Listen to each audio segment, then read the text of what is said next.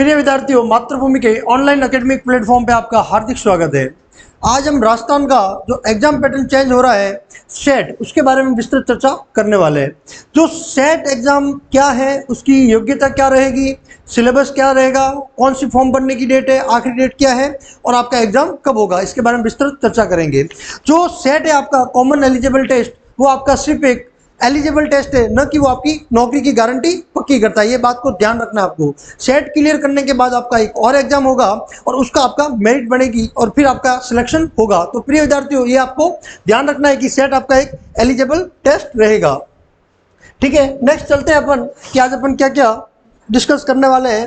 तो इसमें रहेगा प्रिय विद्यार्थियों, सेट एग्जाम क्या है, योग्यता क्या चाहिए, सिलेबस और एग्जाम पैटर्न क्या रहेगा, कौन कौन सी पोस्ट है, फॉर्म भरने की दिनांक और एग्जाम दिनांक क्या रहेगी। ठीक है विद्यार्थियों, तो मैंने पहले आपको बता दिया है कि कॉमन एलिजिबल टेस्ट एग्जाम ये आपका एक एलिजिबल टेस्ट है, क्वालिफाइड टेस्ट है, न कि आपका नौकरी पक्की करता है, और वो आपके विज्ञप्ति में क्लियर लिखा हुआ है। ठीक है विद्यार्थियों, अब हम बात करते हैं इसमें अलग अलग पद के लिए अलग अलग योग्यता रहेगी और उसके लिए कितनी पोस्ट रहेगी, उसके बारे में बात करते हैं। तो सेवा का नाम है राजस्थान होमगार्ड अधीन सेवा, राजस्थान होमगार्ड अधीन सेवा, जिसमें आपकी पोस्ट है, पद का नाम है प्लाटून कमांडर, जिसकी आपकी पोस्ट रहेगी 43। वैसे ही आपकी राजस्थान अभियांत्रिक अधीन सिंचाई सेवा, जिसमें दो पद हैं, एक जिलेदार का है और दूसरा पटवारी का है। तो जिलेदार के लिए भी कोई पोस्ट क्रिएट नहीं की है, लेकिन पटवारी के लिए 272 पोस्ट रहेगी। वैसे ही आपका राजस्थान अधीन लेखा सेवा, जिसमें कनिष्ठ लेखाकार की पोस्ट है, जिसमें आपके 1923 पोस्ट रहेगी। वैसे राजस्थान राजस्व लेखा अधीन सेवा, जिसमें आपके तहसील राजस्व लेखाकार की पोस्ट है, जिसमें आपके टोटल पोस्ट 198 रहेगी। वैसे आपके राजस्थान महिला अधिकारिता अधीन सेवा, जिसमें पद का नाम है पर्यवेक्षक महिला अधिकारी, जिसमें आपके 176 पोस्ट रहेगी। और राजस्थान एकीकृत बाल विकास अधीन सेवा, जिसमें पद का नाम है पर्यवेक्षक, जिसमें अभी पोस्ट क्लियर हुई नहीं है। राजस्थान कारागार अधीन सेवा, जिसमें पद का नाम है उप जेलर और जिसमें टोटल पोस्ट है आपकी 49। फिर जैसे ही आपकी राजस्थान समाज कल्याण अधीन सेवा, जिसमें छात्रावास अधीक्षक सेकंड अधीक्षक ग्रेड सेकंड की भी पोस्ट है और जिसमें टोटल 335 पोस्ट रहेगी। इसमें प्रिय विद्यार्थियों, जितनी पोस्ट होगी उसका 15 गुना स्टूडेंट को एलिजिबल किया जाएगा। वो 15 गुना, जैसे 43 इंटू 15, इन बच्चों को सिलेक्शन होगा सेट के अंदर। ठीक है, फिर नेक्स्ट अपन विद्यार्थियों बात करते हैं पद के बारे में। और पद के लिए उम्र का क्राइटेरिया, एज क्राइटेरिया क्या रहेगा और उसके लिए पोस्ट के लिए आपकी योग्यता क्या होनी चाहिए। तो विद्यार्थियों, विभाग का नाम है महिला अधिकारिता, जिसमें पद का नाम है पर्यवेक्षक महिला अधिकारिता। इसकी आयु सीमा आपकी 18 से 40 वर्ष, 18 से 40 वर्ष के बिटवीन जो विद्यार्थी होगा वो फॉर्म भर पाएगा। और उसके लिए शैक्षणिक योग्यता में आपके पास भारत में विधि द्वारा स्थापित किसी विश्वविद्यालय से स्नातक, मतलब किसी भी स्ट्रीम का हो, चाहे बीए, बीकॉम, बीएससी, स्नातक स्टूडेंट पास होना चाहिए, वो स्टूडेंट इस फॉर्म को फिल कर सकता है। और को कहता है कि मेरी ग्रेजुएशन अभी रनिंग है, अगर ग्रेजुएशन रनिंग है तो आपकी एग्जाम डेट तक आपके पास मार्कशीट अगर आ जाती है तो आप इसको फॉर्म को फिल कर सकते हो। क्लियर। फिर नेक्स्ट आपकी विभाग का नाम है जल संसाधन विभाग और उसमें पोस्ट है आपकी पटवारी, जिसमें एज क्राइटेरिया आपका 18 से 40 साल का रहेगा, 18 टू 14 ईयर्स। जिसमें शैक्षणिक योग्यता है आवेदक विधि द्वारा स्थापित विधि से स्नातक परीक्षा उत्तीर्ण या इसके समकक्ष अन्य परीक्षा उत्तीर्ण या इसके समकक्ष अन्य परीक्षा उत्तीर्ण जिसमें सरकार द्वारा मान्यता प्रदान की गई हो।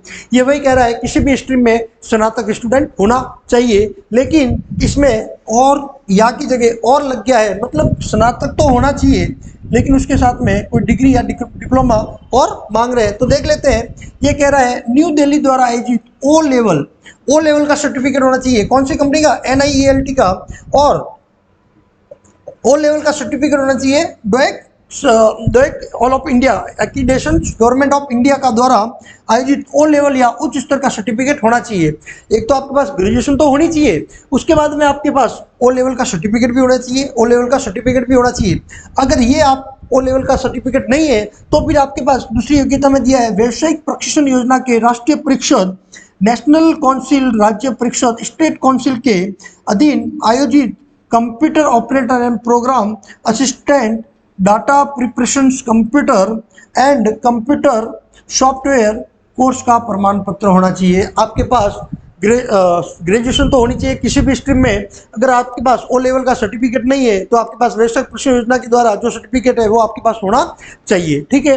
अगर ये भी नहीं है, ये भी नहीं है, तो इसके लिए नेक्स्ट और भी ऑप्शन दे रखे हैं आपके लिए। आपके पास ऑप्शन रहेगा भारत में विधि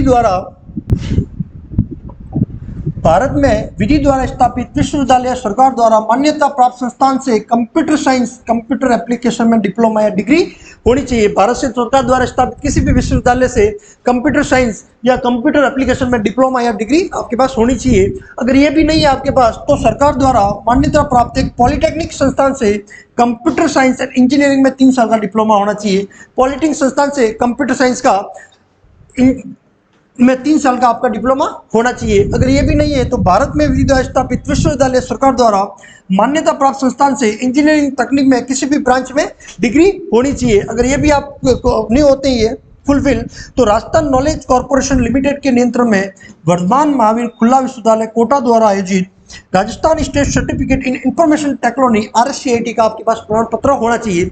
या तो किसी भी स्नातक होना ही चाहिए, स्नातक तो कंपलसरी है। इसके अलावा इसमें ये किसी भी एक डिग्री या डिप्लोमा आपके पास होना चाहिए कंप्यूटर साइंस का। अगर ये भी आपके पास नहीं है तो देश में मान्यता प्राप्त माध्यमिक शिक्षा बोर्ड से उच्च माध्यमिक परीक्षा में एक विषय के रूप में कंप्यूटर साइंस होनी चाहिए। अगर ये भी नहीं है तो सरकार द्वारा मान्यता प्राप्त कोई भी समकक्ष उच्चतम स्तर का कंप्यूटर का कोर्स आपके पास होना चाहिए। नेक्स्ट अपन बात करते हैं जल संसाधन विभाग। जल संसाधन विभाग में आपका पद है जिलेदार, जिसमें आपका एज क्राइटेरिया रहेगा 18 to 14 बिटवीन 18 से 40 साल के बीच रहेगा, जिसमें आपकी योग्यता होनी चाहिए भारत में विधि द्वारा स्थापित किसी भी विश्वविद्यालय से स्नातक।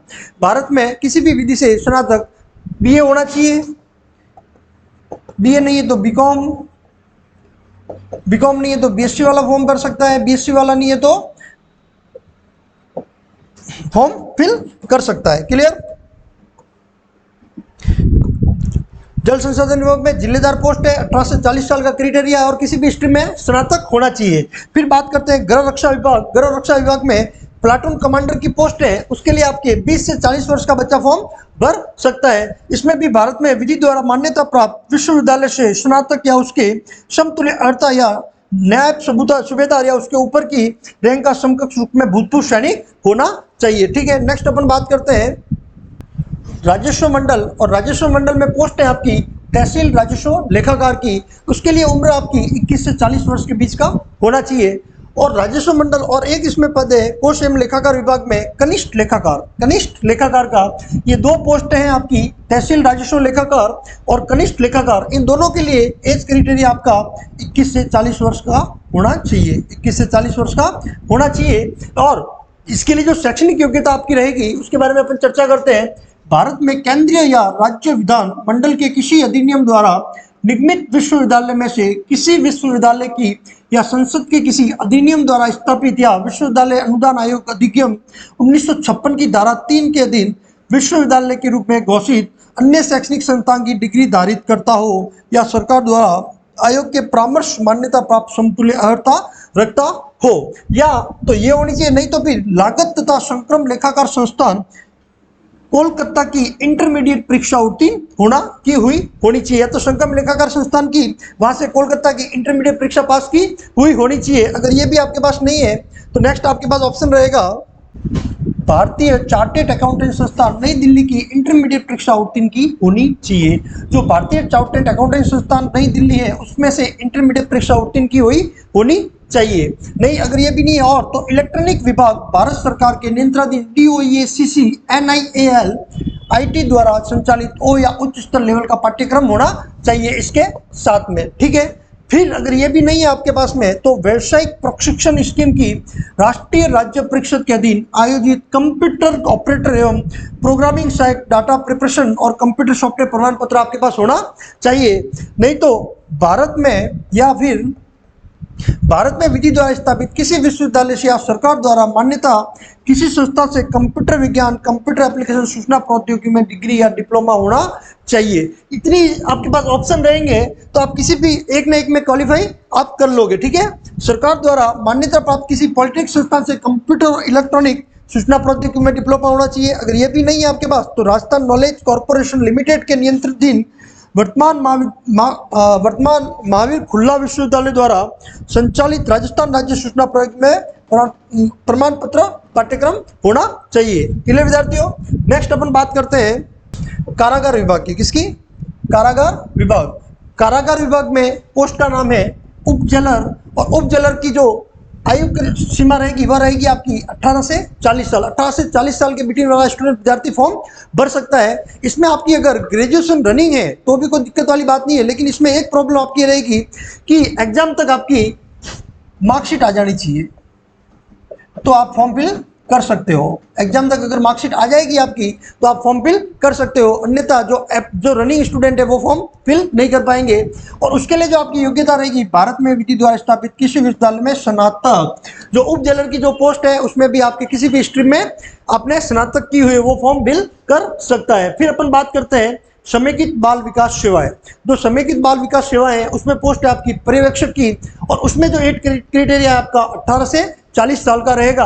और इसमें भी भारत में विधि द्वारा स्थापित किसी विश्वविद्यालय में स्नातक, जो आपकी पर्यवेक्षक की जो पोस्ट है उसमें भी आपका किसी भी स्ट्रीम में स्नातक होना चाहिए, वो विद्यार्थी फॉर्म फिल कर सकता है। फिर अपन बात करते हैं सामाजिक न्याय अधिकारिता विभाग, जिसमें पोस्ट है छात्रावास अधीक्षक ग्रेड 2। छात्रावास अधीक्षक ग्रेड 2, उसमें आपका जो 8 क्राइटेरिया है वो आपका रहेगा 21 से 40 वर्ष के बीच में। और इसमें भी भारत में विधि द्वारा स्थापित किसी भी विश्वविद्यालय में स्नातक, किसी भी स्ट्रीम में आप स्नातक होने चाहिए और आपका उम्र 21 से 40 के बिटवीन होना चाहिए, तो विद्यालय छात्रावास अधीक्षक ग्रेड 2 का फॉर्म फिल कर सकता है। ठीक है प्रिय विद्यार्थियों। नेक्स्ट अपन चलते हैं आवेदन एवं परीक्षा शुल्क जमा कराने एवं ऑनलाइन आवेदन पत्र भरने की अवधि। जो फॉर्म भरने की दिनांक है वो 22/9/2022 से प्रिय विद्यार्थियों शुरू हो गई है, और जो इसकी अंतिम दिनांक रहेगी वो आपको 21 अक्टूबर 2022 रहेगी। तो मतलब 1 महीने का आपके पास में टाइम है, तो देर करनी नहीं है अपने को, फटाफट फॉर्म भर के इसको फिल करना है। बहुत ही अच्छी पोस्ट है, और आगे जितने भी एग्जाम आपके आने वाले जो फर्स्ट लेवल को छोड़ के फर्स्ट ग्रेड को, वो सब आपके सेट के माध्यम से ही होंगे। ठीक है। और इसका जो परीक्षा का आयोजन होगा, जो परीक्षा का आपका आयोजन है वो 6/1/2023 से 9/1/2023, मतलब 4 चरणों में आपके एग्जाम होंगे। इसके 6/1/2023 से लगाकर मतलब जनवरी में आपके लमसम एग्जाम हो जाएंगे। सितंबर चल रहा है, अक्टूबर, नवंबर, दिसंबर, मतलब 3 महीने आपके पास में रहेंगे, और 3 महीने आपको तैयारी अच्छे से करनी है, तो आपका सेट में सिलेक्शन हो जाएगा। और जो ये सेट एग्जाम है प्रिय विद्यार्थियों, ये आपके 2 टाइप्स में होता है। एक आपका स्नातक लेवल का होता है, और एक जो आपका रहेगा वो आपका 12th लेवल का रहेगा। जो आज अपन ने बात की है वो स्नातक लेवल ग्रेजुएशन कंप्लीट वालों की बात की है, और जैसे अपने 12th लेवल पास वालों के लिए आएगा उसके लिए हम वीडियो आपको बहुत जल्दी अवेलेबल करवा देंगे। थैंक यू सो मच प्रिय विद्यार्थियों।